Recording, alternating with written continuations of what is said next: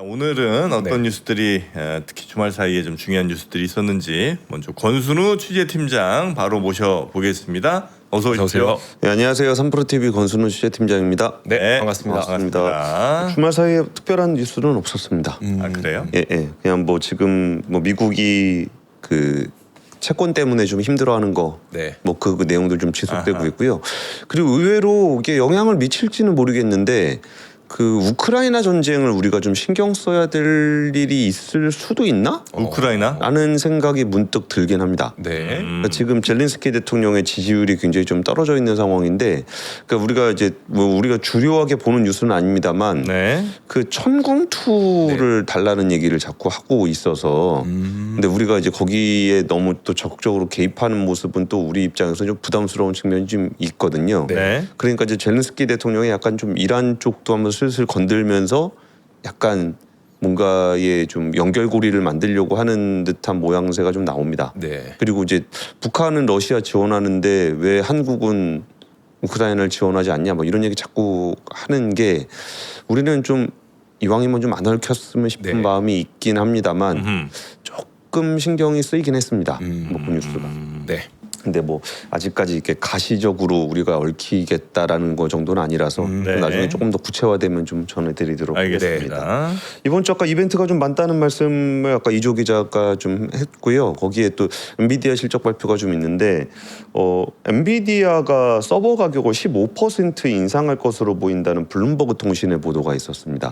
근데 저는 이유가 좀 그 특이했는데 삼성전자와 SK하이닉스, 마이크론 등 메모리 반도체 제조 기업들이 얼마나 큰 협상력을 갖고 있는지를 보여준다라고 네. 좀 설명을 하고 있습니다. 블룸버그 기사가 그렇게 난 거예요. 예.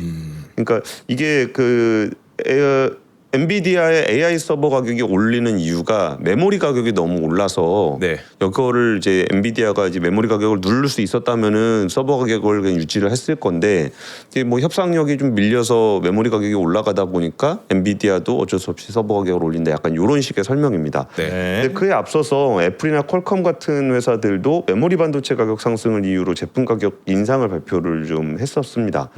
그러면서 이제 이 문제가 어떤 식으로 번질 것인가에 대한 고민이 좀 블룸버그 통신 보도에 좀 나옵니다. 네. 이게 전반적으로 AI 데이터 센터의 그 설치 비용이 좀 많이 올라가지 않겠느냐라는 거고, 그러면은 여기서 마이크로소프트나 알파벳, 아마존 같은 AIDC 만드는 빅테크들이 하이퍼스케일러들이 지속적으로 투자를 할 수 있을 것인가에 네. 대한 우려를 좀 하고 있는 건데요. 근데 사실 이 부분에 대해서는 좀 정해진 미래입니다. 그러니까 이 부분들에 대해서 이미 걱정을 하고 있고 거기에 대한 해법으로서 우리나라는 굉장히 빠른 속도로 메모리 반도체 회사를 팹을 증설을 하고 있잖아요. 오죽하면 45년까지 만들기로 했던 거를 33년까지 12년을 당기겠다 그러고 있지 않습니까? 네. 그리고 그거는 지금 메모리 기업들뿐만 아니라 정부까지 나서서 좀 적극적으로 최대한 빠른 속도로 한번 지어보겠다라고 하고 있는 상황이기 때문에 네. 이거는 좀 어쩌면 좀 정해진 미래라고 볼 수 있을 것 같습니다. 근데 여기서 조금 이렇게 눈에 띄었던 뉴스는 마이크로소프트와 연결된 데이터 센터 건설 채권이 7%대 금리가 나왔다는 겁니다. 거의 정크본드 수준의 채권인데 이게 그러니까 블랙스톤이 투자한 데이터 센터 업체 QTS 리얼티 트러스트라는 회사의 채권이라고 합니다. 네. 여기가 이제 데이터 센터 건설을 하기 위해서 한 5조 원 정도 규모의 5년 만기 투자 채권이라는데 여기가 뭐 돈은 많이 모였습니다. 발행액의 한 6배 정도가 모였다라고 하는데 금리가 7.2%니까 뭐 굉장히 높은 금리죠. 그리고 이게 그 전에 채권 발행할 때는 거의 한 5%대였었는데 이게 7%대까지 올라갔다라는 거예요. 그래가지고 이거 좀 너무 그러니까 두 가지가 있습니다. 하나는 AI 데이터 센터가 과연 이 정도 금리를 지급하고서도 돈을 벌 수 있을 것인가? 네. 거기에 대한 우려가 하나 있는 거고, 또 하나는 그 뭐 꼭 빅테크는 아니지만 빅테크 관련한 데이터 센터 채권이 7% 이자를 준다 그러면은 그 5%대 이자를 주는 미국채 금리, 그러니까 미국채를 과연 누가 살 것인가라는 부분들에 대한 고민이 좀 있다라는 것들이 좀 요새 얽혀서 좀 나오고 있습니다. 네. 이게 되게 아이러니한 상황인 건데 그 미국채 금리가 좀 내려오려면 미국이 성장을 잘 해야 됩니다. 그러니까 미국이 건강하다, 네. 세금 잘 걷어갖고 이게 잘 운영할 수 있다. 그래서 성장률이 잘 나와야 미국 그 채권 금리가 좀 내려갈 수가 있습니다. 근데 성장을 견인하고 있는 부분은 AI입니다. 네. 근데 AI가 이제 채권을 발행을 해서 자금 조달을 해서 그걸 투자를 해야 또 이게 여기는 또 그것대로 선순환이 되는 거잖아요. 네. 근데 이 두 개가 좀 상충하는 모습을 보이는 겁니다. 똑같은 채권 시장을 놓고서 그 그러니까 미국 정부하고 AI 빅테크들이 또 시장 자금을 두고 경쟁을 하고 있는 모양새가 돼서 네. 좀 뭐 이게 해석하기가 좀 되게 어려운 상황이다라는 거고, 그나마 좀 긍정적으로 보는 뷰에 대해서 들었던 얘기는 그 미국이 지금 성장률이 굉장히 높다. 네. 그리고 이제 물가 상승률도 높다. 그럼 성장률하고 물가 상승률이 높은 상황은 오히려 지금의 채권 금리가 그렇게까지 부담스러운 상황이라고 볼 수 없는 거 아니냐라는 해석도 있긴 합니다. 네. 물론 그 성장률과 뭐 그 경제 성장률과 물가 상승률 이렇게 더한 거가 뭐 채권 금리에 보통 수렴하게 되잖아요. 네. 그래가지고 한 5% 이상 되는 채권 금리 정도는 원래 우리가 너무 그동안 저금리에 살아와서 그렇지 뭐 지금 정도 경제 상황에는 5%가 맞을 수도 있다라는 해석도 있기는 합니다만 여기서 전제 조건은 너무 빨리 오르면 안 된다는 거예요. 네. 그러니까 경제가 여기에 좀 적응할 수 있는 시간은 좀 필요한 것 같다라는 거고, 이게 그러니까 이게 너무 나이브하게 해석하는 거 아니냐라고 할 수 있겠지만 그거의 반대쪽에는 기업의 실적이 있습니다. 네. 그러니까 성장률이 잘 나온다라는 거는 기업의 실적률이 괜찮다는 거잖아요. 그러니까 금리에도 불구하고 성장률이 잘 나와준다면 이 금리는 감당 가능한 수준의 금리라는 거기 때문에 지금 너무 빨리 오르지만 않고, 그리고 또 이제 3분기 실적 한번 보시면은 오히려 주가의 방향성을 또 다시 잡아갈 수 있지 않겠느냐라는 해석들이 나오고 있는 겁니다. 네. 그리고 엔비디아 뉴스를 이렇게 같이 보다 보니까 리벨리온을 젠순왕 CEO와 리벨리온의 박성현 CEO가 직접 만났다는 보도가 좀 있었습니다. 직접 만났다고요? 리벨리온? 예. 네. 그리고 이게 뭐 어떤 맥락일까라는 부분에서 예전에 그 그록 인수한 것처럼 혹시 뭐 한국 리벨리온을 인수하나? 네. 뭐 이런 추측들이 좀 나오고 있는 거고요. 그리고 그 젠순왕 CEO가 SK그룹 최태원 회장이랑 굉장히 친하게 지내고 있잖아요. 네. 그러니까 리벨리온이 지금 최대 주주가 아무래도 SK텔레콤일 겁니다. 그 전에 사피온하고 이제 합병을 하게 되면서 현재 지분율이 정확하게 나오고 있진 않은데 여기가 SK그룹 지분이 꽤 높을 겁니다. 네. 그래서 이런 쪽에서의 네트워크가 형성이 되나? 뭐 이런 추측들도 좀 나오고 있습니다. 그리고 이거는 또 삼성 관련한 뉴스인데 엑시노스 2700 엑시노스 이번 차세대 칩인데 이게 그 스냅드래곤 8 엘리트 3 6세대에 비해서 더 뛰어난 성능을 보인 것으로 나타났다라는 보도가 AP죠. 네, 모바일 AP 모바일 AP죠. 핸드폰에 들어가는 건데 그동안 좀 성능이 좀 안 나와가지고 삼성 건데 삼성에 못 들어가고 있는 그런 상황이 좀 이어지고 있었거든요. 네. 근데 뭐 최근에 성능 좀 괜찮게 나온다 그러면은 모바일 그 LSI 사업부의 실적도 좀 개선될 수 있지 않을까. LSI 사업부 관련해서 좀 약간 호재성 뉴스들이 최근에 좀 나왔습니다. 파운드리 네. 가격을 좀 올렸다라는 보도도 좀 있었고, 엑시노스가 들어가면 또 나름 또 좋은 실적을 낼 수도 있을 것 같고요. 근데 오늘이 좀 어떨까라는 부분이 조금 신경이 쓰이는 거는 그 삼성전자가 뭐 최대 110조 원 정도 규모의 주주 환원을 한다고 장마감 이후에 발표를 했어요. 네. 근데 그 금요일 날 장 초반에 좀 약하다가 주주 환원 기대감으로 해가지고 주가가 쭉 올라가서 마감을 했거든요. 근데 마감을 하고 나서 정작 주주 환원책이 발표가 되고 나서 넥스트장에서 주가가 좀 떨어졌습니다. 근데 내용상으로 보면은 뭐 110조 원의 뭐 배당이냐, 뭐 자사주 소각이냐, 뭐 이런 부분들에 대해서 약간의 뭐 문제 제기를 할 수 있는 부분이 뭐 있긴 있습니다. 뭐 거버넌스 때문에 뭐 SK는 소각을 하고 거버넌스 때문에 삼성은 배당을 하고 뭐 그런 부분들이 조금 아쉬울 수는 있죠. 네. 근데 110조인데. 그러게요. 네. 그리고 이게 뭐 샌디스크나 이런 데들은 추가 현금에 뭐 몇 퍼센트를 배당하겠다, 뭐 주주 환원하겠다 이렇게 발표를 했는데 네. 이게 추가 현금, 초과 현금이라는 개념은 사실 이렇게 명료한 회계적인 의미는 아닙니다. 근데 그 삼성전자 같은 경우는 잉여 현금흐름이라는 명확한 개념을 그 가이드로 가지고 있거든요. 네. 그러면 잉여 현금 기준으로 본다 그러면은 올해 뭐 110조 한다 그랬을 때 내년에는 거의 한 180조 이렇게 될 거거든요. 네. 그래서 주주 환원의 규모의 예측 가능성도 꽤 높은 편이라 그러니까 뭐 이렇게 굳이 딴지를 걸자면 저도 딴지를 걸긴 겁니다. 네. 근데 딴지를 거는 건 딴지를 거는 거고 110조인데 이게 실망할 만한 일인가? 네. 아니면 그동안 너무 기대가 과했나? 근데 저는 주주환원에 대한 그 개념도 과거와 조금 달라져야 될 필요도 있다라고 봅니다. 어떤 것 때문에 그러냐면 과거에 예를 들어 자사주 매입한다 그러면 우리는 거의 주주환원에 대한 신뢰가 없었기 때문에 일회성 재료로 소비하는 경우가 많았습니다. 네. 뭐 자사주 매입한 다음에 또 대주주 어디 100기사 갖다 쓰겠지 뭐 이런 것들 때문에 그런 건데 이거는 제도적으로 이제 자사주는 소각을 해야 되는 상황이고 네. 지금 기업들의 태도도 많이 바뀌었습니다. 이거 뭐 3년치 3년치 이렇게 주주환원 계획 내놓으면은 가시성이 되게 높아지는 거거든요. 네. 그래서 일회성 재료로 볼 문제는 아닌 것 같은데 조금 아직은 시장의 신뢰가 조금 더 시간이 필요하지 않나 뭐 이런 생각도 듭니다. 네. 네. 자, 메모리 가격 뉴스부터 뭐 주주 환원, 거버넌스 뭐 이런 얘기까지 좀 많이 폭넓게 좀 짚어주셨고요. 두 번째 뉴스도 가볼까요? 두 번째 뉴스는 이게 머니투데이 보도인데 그 테슬라 국내 판매량이 연 10만 대를 넘길 것으로 보인다. 그리고 모델 Y가 연간 8만 대 이상 팔리면 내수 1위 단일 차종 기준으로 내수 1위를 할 수도 있지 않겠느냐라는 보도입니다. 외제차가요? 예, 수입차죠. 수입차가? 심지어 중국 차입니다. 우리나라 수입된 건 다 중국이에요? 테슬라요? 네, 상하이. 예. 테슬라는? 네. 네. 빨리 테슬라 공장 하나 우리나라 들어와야지, 그죠? 뭐가 들어와요? 테슬라 공장. 아 공장 네. 예, 들어오면 좋죠. 네, 기가 팩토리 하나, 새만금에 하나 들어와야죠. 네. 예, 들어오면 좋을 것 같은데 네. 뭐 현재로서 가시적으로 논의되고 있는 건 없는 걸로 알고 있습니다. 그래요?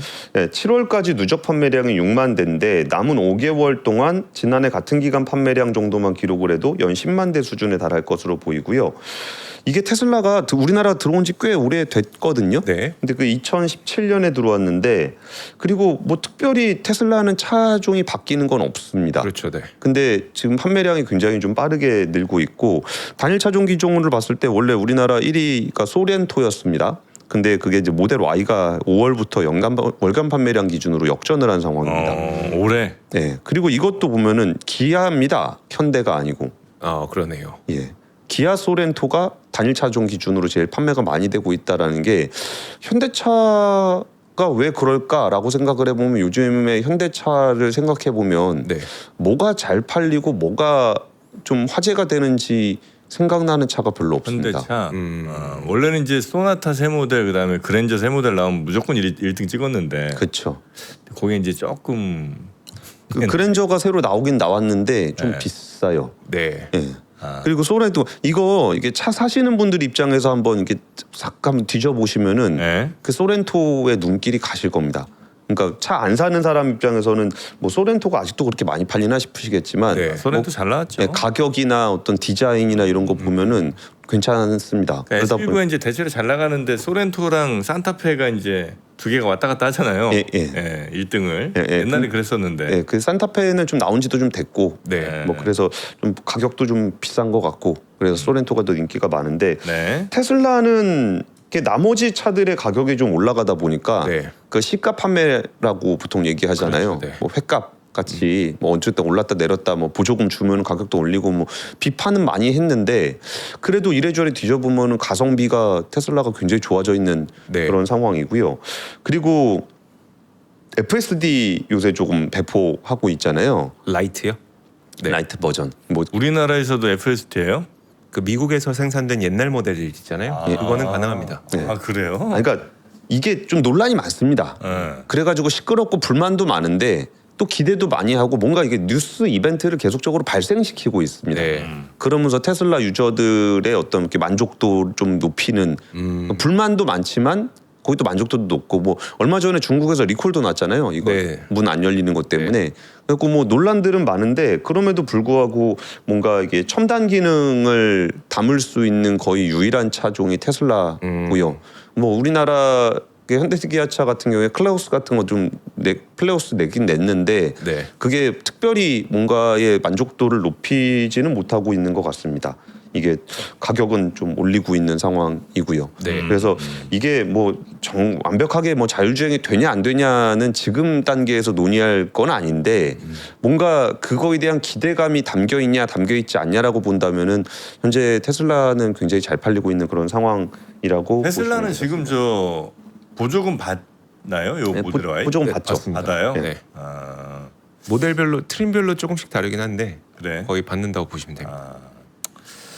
알겠습니다. 아, 테슬라 코리아 연간 매출액이 2020년 7천억에서 지난해 3조 3천억 원으로 5배가 늘었습니다. 예, 굉장히 잘 팔리고 있는 상황이라 지금 현대차 파업할 때 아닌 것 같은데 네. 좀 파업은 좀 이어지고 있습니다. 네, GV90 그거 아주 GV90 멋있게 나오긴 과 했는데. 네오론까지. 예. 네. 그 실제로 보면 더 멋있다고 유종 기자가 아, 그래요? 얘기는 네. 하는데 근데 그거는 그게 뭐 많이 팔릴 차는 아니니까요. 네, 네. 예, 데스가 많이 팔릴 건 아니죠. 예. 정프로님 정도 돼야 한 2대 정도 해서 차에 집에서 한 대, 회사에서 한 대 이렇게 쓰실 것이요. 네, 네. 그럴까요? 뭐 주말용 한 대 또 더 살 수도 있으니까. 예, 예. 네, 그러면 뭐 GV90 나오면 이렇게 말이라도 하니까 좋다 기분이. 네, GV90 나오면 한번 뭐 사볼게요. 예. 언제 나오지? 올해 연말쯤 나올래나? 그러게요. 뭐 발표한 거 보면은 이제 곧 나올 것 같긴 합니다. 네, 예. 네. 그래 나와봐요 한번. 네. 좋습니다. 자, 세 번째 뉴스 가볼까요? 예. 근데 좀 이 뉴스 꽤 심각하게 봐야 되는 뉴스일 것 같습니다. 뭐예요? 예, 테슬라로 테슬라요?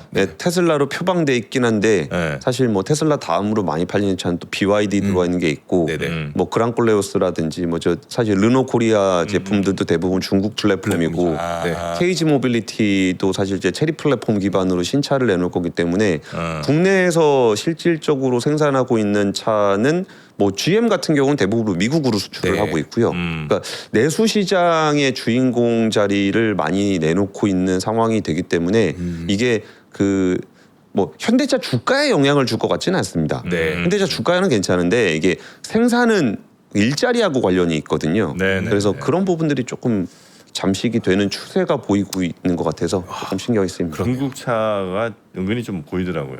네. 그 뭐야 폴스타도 중국 거죠? 예. 예, 그 폴스타 중국 차들이 요즘 은근히 많더라고요. 네네. 예. 자, 세 번째 뉴스요. 세 번째 뉴스는 이제 이번 주 27일에 한국은행이 기준금리를 결정을 하는데 지금 굉장히 딱 팽팽하게 반반입니다. 금리 인상 전망과 금리 동결 전망이 거의 반반이에요. 그러니까 지난달에 한번 인상을 했으니까 뭐 2달 연속 인상을 하겠느냐라는 것이 저의 바람이고요. 네. 그리고 지금 상황에서 수출이 워낙 잘 되고 있고 내수도 좀 괜찮은 편입니다. 뭐 물론 요새 그 환율이 좀 강해지면서 그 외국인 관광객이라든지 백화점 쪽이 조금 주가가 좀 떨어져 있는 상황이긴 한데 네. 그럼에도 불구하고 지금 내수 경기가 굉장히 좋은 상황이라 8월에도 좀 금리를 올릴 수 있다라는 관측들로 조금씩 네. 전문가들의 포지션이 좀 변하고 있습니다. 그래요? 그래서 5대5가 되는 건데 사실 뭐 성장률이 좋고 뭐 수출이 좋고 뭐 이거는 물가를 인상시켜야 되는 요인은 그러니까 금리를 인상시켰을 때 우리 경제가 감당할 수 있느냐 금리를 인상할 만한 상황이냐라고 본다면은 금리를 인상할 수 있는 상황이기도 하고요.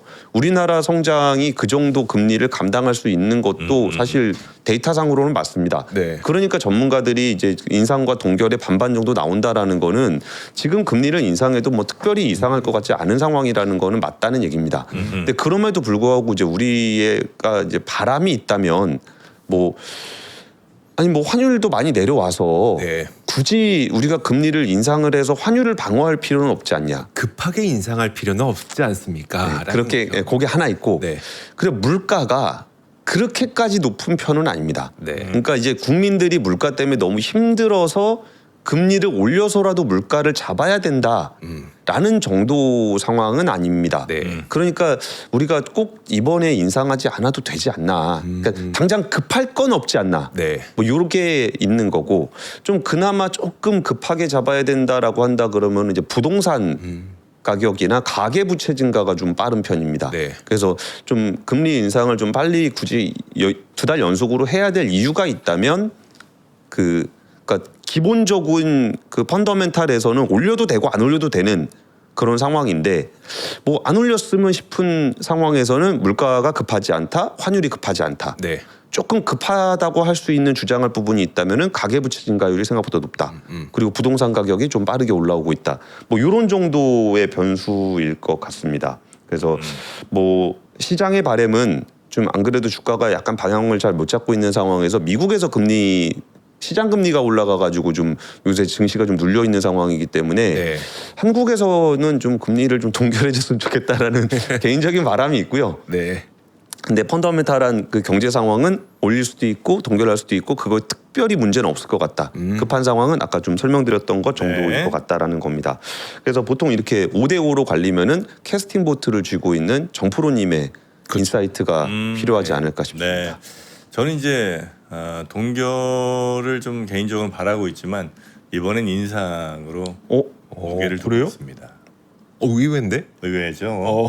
네, 의외예요. 항상 허점을 노리십니다. 네, 의외입니다. 네. 그래요. 이번에 아마 인상 쪽에 조금 위원들이 무게가 좀 들어간 것 같아요. 제가 이제 또 내부 취재를 또 나름대로 하지 않겠습니까? 네네. 어디 어디 내부를 말씀하시는 거예요? 저희 회사 내부를 얘기하시는 겁니까? 네, 마음속. 다 보고 있죠, 제가. 네. 알겠습니다. 뭐 모르지만 뭐. 그렇죠. 예, 나중에 이게 언제 무슨 요일이라고 이게? 27일이니까요. 27일. 27일 맞죠? 27일. 목요일. 목요일. 4, 5, 6, 7. 예, 네. 목요일에 한번 나오는 거 한번 보시자고요. 근데 되게 신기하게 네. 그 전문가들이 그 전에 동결 쪽으로 많이 있다가 금토니가 가까워오면서 약간 이렇게 인상 쪽으로 이렇게 자리를 옮기더라고요. 네.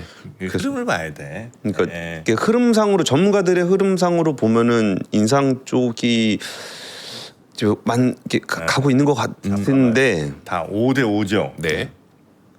하나는 4에서 올라온 5고 하나는 6에서 내려온 5죠. 네, 네. 답 나왔잖아. 예. 그렇게 봅니다. 근데 그렇게 봐도 근데 사실 저런 건 있어요. 이렇게 금리를 인상하면 안 되는데 인상을 해야 되는 경우가 있잖아요. 네. 예를 들어서 우리가 환율이 막 너무 약해서 뭐 1,550원, 1,600원 뭐 이렇게 가가지고 그러니까 내수도 안 좋은데 환율 때문에 막 이런 경우. 네. 경제 성장률이 안 좋은데 환율 때문에 어쩔 수 없이 금리를 올려야 되는 경우라면은 금리 인상에 대한 충격을 받을 수밖에 없겠지만 네. 지금은 사실 이렇게 성장률이나 뭐 이런 측면에서 보면은 금리를 인상해도 감당할 수 있는 정도 수준은 맞습니다. 그리고 환율도 뭐 이미 좀 1,300원대까지 내려와 있는 상황이기 때문에 뭐 금리 인상을 해서 더 내려갈 수도 있을 거고 환율 때문에 뭐 걱정할 필요는 없어서 네. 뭐 많이 걱정되진 않습니다. 근데 우리 또 이제 이자 내는 거 싫으니까. 그렇죠. 네. 알겠습니다. 어디 바로 가셔야 돼?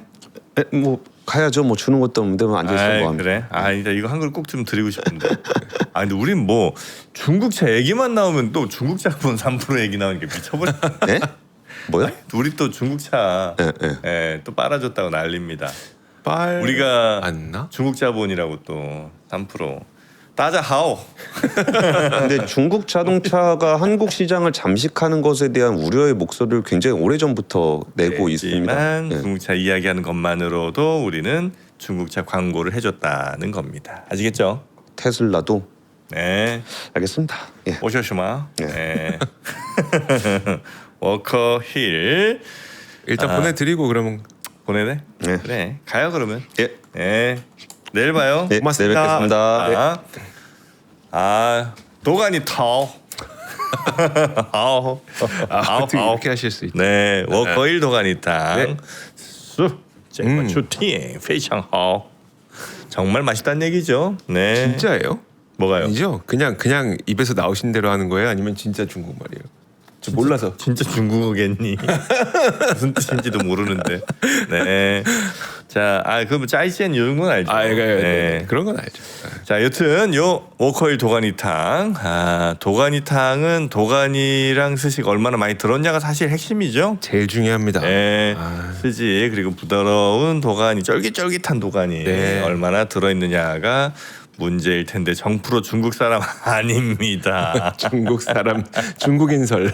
아, 지난번에 한번 그 뷔페 갔을 때 예. 저는 항상 도가니부터 들고 온다. 아, 그렇죠, 그렇죠. 워낙 평상시에 먹기가 힘들잖아요. 비싸니까. 예. 근데 이거를 우리가 또 집에서 맛있는 워커힐 출신의 도가니를 또 먹을 수 있지 않습니까? 맞습니다. 이건 뭐 중국 가도 못 먹는 겁니다. 예. 이건 이제 실온 보관도 가능하고요. 냉장고에 굳이 그렇게 많이 자리 채우면서 얼려둘 필요가 없다는 겁니다. 네. 예. 그리고 900g 대용량이기 때문에 온 가족 든든하게 드실 수가 있고 한 팩만 뜯어도 네. 네, 국내산 한우 암소로 끓인 진한 국물. 나 이거 맨 처음에 무슨 저 분유 탄 줄 알았어요. 아, 그 정도죠. 네, 뽀얗잖아 국물이. 예. 요 진한 국물을 바로 워커힐의 비법으로 아주 깔끔하게 고안했습니다. 네. 워커힐 도가니탕 3팩 가는데 한 팩당 한 3인분 정도씩 되고요. 요거 3팩에 9인분쯤 되겠죠? 9인분에 예. 가격은? 38,000원. 아, 38,000원. 네, 1인분에 4,000원 정도 한당 보시면 되겠습니다. 네. 바쁜. 진짜 진해서 네. 따뜻한 우유 데워 먹는 느낌입니다. 그렇죠, 그렇죠. 진하네, 진짜 진하네요. 자, 요거 떡국떡 있으면 딱 넣어 드시면 대박. 좋고. 예, 소면. 예, 맛있습니다. 아, 역시. 네. 소맨. 맛잘알. 소맨 팔팔 끓였어. 터치. 나오. 하오. 자, 정프로 중국인 아닙니다, 여러분. 네. 자, 여튼 워커힐의 도가니탕 맛있게 한번 드셔 보시고요. 네. 그리고 또 아이패드가 왔습니다. 아이패드가 왔습니다. 아이패드는 네. 이거 제가 들고 있고. 네, 아이패드는 이게 중고 가격이 안 떨어져. 참 문제입니다. 예. 그래서 한참 쓰던 것도 나중에 저 당근 같은 데 사면 네. 와, 그렇게 또 가격을 쏠쏠하게 받습니다. 맞아요. 아주 행복하죠.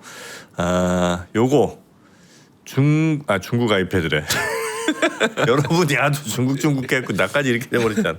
예, 아이패드 9세대 아주 최신 모델은 아니죠. 네. 10.2인치짜리인데 요거 키보드 그리고 북 커버 그다음에 터치펜 세트까지 해갖고 다 해드리는 가격 9세대입니다. 요거를 35만 9천 원. 35만 9천 원에 네. 다 드리는 가격이고요. 이런 거는 뭐 우리 저 자녀분들 주시기에도 좋을 거고 아니면 집에다 이렇게 놓고 뭐 유튜브나 이런 거 이제 자주 시청하실 때 그런 네. 것도 좋고. 근데 아이패드는 이렇게 오래 써도 이렇게 버벅이거나 크게 느려지지 않아요. 그게 참 신기합니다. 신기해요. 네. 그래서 이 풀 세트로 다 드리는 거 놓치지 마시고.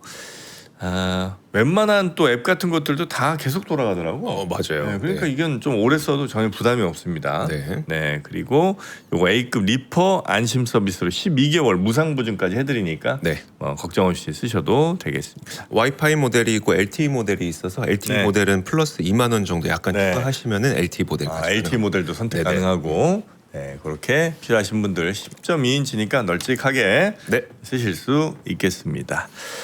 자. 계속 중국 때문에 그러시죠? 거의 지금 제 고향까지 나오고 있어요. 정영진 뭐 이런. 선저우에서 온 것 같다고. 네. 자, 하여튼 대단히 감사하고 저 아이패드 혹은 우리 또 도가니탕. 네, 필요하신 분들 링크 들어오셔서 구매하시면 되겠습니다. 이제 팍핑창 우리 대표님 모시 순서가 됐으니까요. 얼른 모셔보도록 하겠습니다. 네. 어서 오십시오.